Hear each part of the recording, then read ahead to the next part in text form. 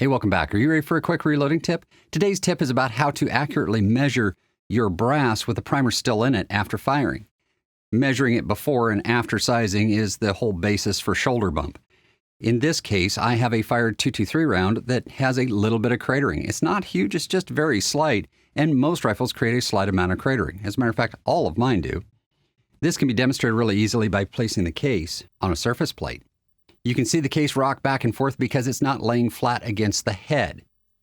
When you compare that to a sized case with no primer in it, the difference is apparent.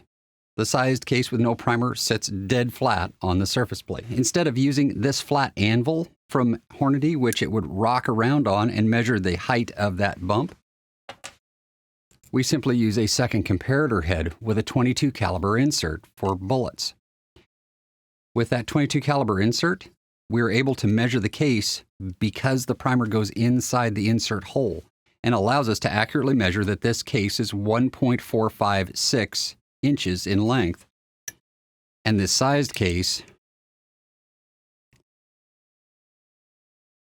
is 1.4535, which is our expected length. In other words, I'm planning a 2.5 to 3 thousandths bump for this particular rifle. Don't get wound around the axle about that number. That's just what I've chosen for this particular application. So if you guys want to accurately measure your shoulder bump without having to decap first, use a bullet comparator on the head side. That way you don't have to do all that extra work to measure your cases to set your shoulder bump.